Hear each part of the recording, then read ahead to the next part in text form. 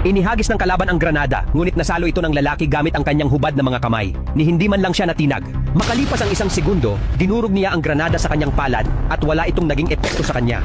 Ang lalaking ito ay may hindi nababasag na balat at pambihirang lakas. Hindi siya tinatablan ng bala at kaya niyang baluktutin ang baril na parang malambot na kwarta. Nakuha niya ang mga kapangyarihang ito matapos ang isang kakaibang aksidente sa loob ng kulungan.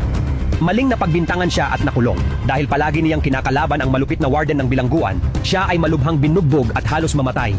Isang doktor ang nakakita sa kanya at sa halip na iligtas siya, ay ginamit siya sa isang eksperimento sa tao. Ang warden, na gustong lalo pa siyang pahirapan, ay itinodo ang setting ng makina, ngunit sa halip na mamatay ang lalaki, sumabog ang makina. Agad na namatay ang doktor at ang warden, ngunit nakaligtas ang lalaki. Mabilis na gumaling ang kanyang mga sugat at lalo pang lumakas ang kanyang kapangyarihan. Nakatakas siya sa kulungan sa pamamagitan ng pagsuntok sa pader. Pagkatapos makatakas, nagtago siya at nagtrabaho sa underground na barberya ng kanyang kaibigan.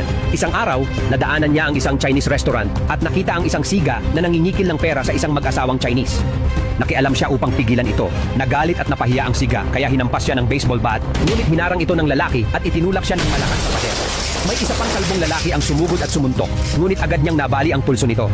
May isa pang bumunot ng baril at nagpaputok, ngunit nahuli ng lalaki ang bala gamit ang kanyang kamay. Sa takot, nagsitakbuhan ang mga siga. Ang hindi alam ng lalaki, ang mga ito ay tauhan ng isang leader ng gang na kilala bilang Water Viper. Kinagabihan, sinalakay ng isa sa mga tauhan ni Water Viper ang barberya gamit ang AK-47. Ginamit ng lalaki ang kanyang katawan upang protektahan ang anak ng kanyang kaibigan, ngunit napatay ang ama at nanakaw ang kanyang ipon. Sa sobrang lungkot at galit, nagpunta ang lalaki mag-isa sa taguan ni Water Viper upang maghiganti.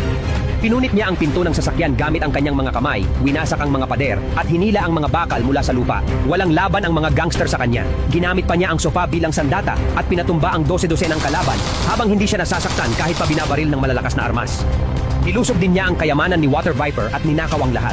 Sa galit, ipinag-utos ni Water Viper na pasabugin ang Chinese restaurant gamit ang mga rocket launcher. Alam niyang naroon ang lalaki. Kinabukasan, gumuho ang gusali at inakala ng lahat na patay na siya. Ngunit hindi lamang siya nakaligtas. Nasagip pa niya ang asawa ng may-ari ng restaurant. Pagkatapos nito, pinasok niya ang bahay ni Water Viper. Pinaputukan siya, ngunit tumatalbog lamang ang mga bala sa kanyang katawan. Nagulat at naggitngit sa galit si Water Viper.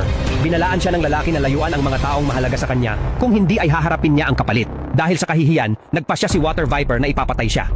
Gumastos siya ng malaki para sa isang espesyal na sandata na tinatawag na ex-wife. Ang mga bala nito ay gawa sa metal mula sa kalawakan at kayang tumagos sa kahit ano at sumasabog muli matapos tumama. Kinagabihan, inatake ng isang bayarang mamamatay tao ang lalaki gamit ang ex-wife habang kasama niya ang kanyang nobya. Tinamaan siya at sumabog muli ang bala sa loob ng kanyang katawan. Bumagsak siya sa sakit. Tumawag ng ambulansya ang kanyang nobya, ngunit hinabol sila ng asasin na nagsabing gusto niyang pahirapan muna ang lalaki bago patayin. Nakatakas sila at nagtago sa isang klinika. Ang nobya, na may kaalaman sa veterinary, ay sinubukang alisin ang mga